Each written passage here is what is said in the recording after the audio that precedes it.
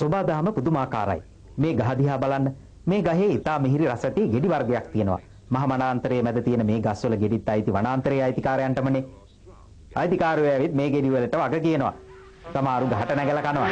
සමහරු ගස් හොල්ලලක් ගෙඩි කඩාගෙන කනවා. ගස් හොල්ලනකොට වැටෙන්නේ ඉතින් ගෙඩි විතරක් ඈ නේද? මෙයා නම් ගහ හොල්ලන්නේ කොලොප්පමටත් එක්කද කොහෙද? හැබැයි නියම කොලොප්පම බලා ගන්න පුළුවන් ඊළඟට. මහ වනාන්තරයේ මැද තියෙන මේ ගහේ ගෙඩිවල විශේෂත්වයක් තියෙනවා. මේ ගෙඩිවල මත්ද්‍රව්‍යයක් අන්තර්ගතයි.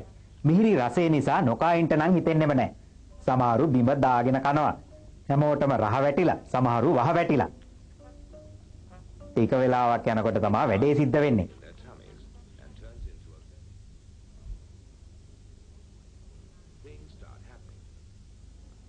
මත්තුණු හස්ති රාජයෙක් බලා ගන්න ඕනේ නම් ඔන්න. මේගොල්ලන්ගේ හැසිරීම නම් අපට වැඩි අමුත්තක් නැහැ. ගාත් දෙකක් තියෙන අපේ සමහරු මත්තුණාම හතර ගාතෙන් ගියාට හතර ගාතයක් තියෙන මේගොල්ලෝ නම් තාම ගාත් දෙකෙන් යන්න බලන්නේ නැහැ වගේ නේද? මත්තුණාම කරන වැඩේ ඒගොල්ලෝ දන්නවනම් මෙයා නම් යම් යම් කොළ ಜಾති කාලා මත බස ගන්න තමයි හදන්නේ. කොහෙද මේ පොළොව ඇදයිනේ? අපි කෙලින් ගියාට පොළොව ඇදයි. මේගොල්ලෝ ගමන ඉක්මන් කරලා. සමහරව එරි වුණාම බිම බඩ ගන්නවා දැකලා ඇතිනේ. කොක්කුන්ටත් hina. කවුද හැබැයි මෙතන දර කොටයක් දැම්මේ ඈ? අපි මෙතෙක් කාලයක් අහලා තිබුණේ වෙරි වෙච්ච මීයා ගැන විතරයි. ඔන්න බලන්නකො වෙරි වෙච්ච ඌරා. සමහරු මේ හැම දෙයක් ගැනම හොඳ විමසිල්ලෙන්.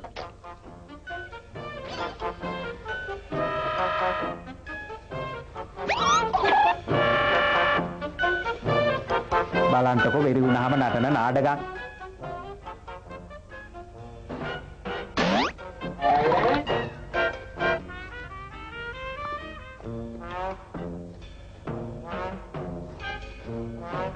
අම්මේ මට සමා වෙන්න.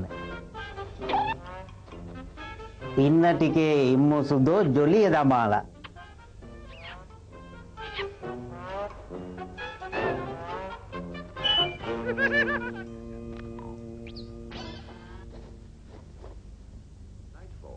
රැබෝ වුණා.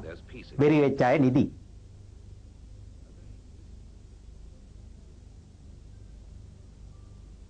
හැබැයි කොක්කු අවදියෙන්.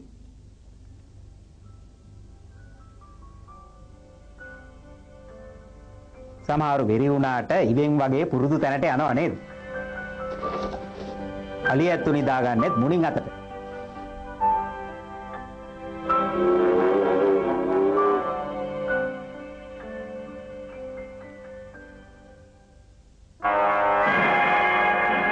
ඔන්න එළි වුණා. ඔළුව බරයි වගේ. අපට මොකද උනේ? අපි කොහෙද මේ ඉන්නේ හැබැයිට නෑ?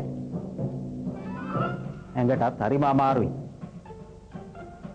මල වදේ රහ වුණාට නොකා හිටියනම් ඉවරයිනේ.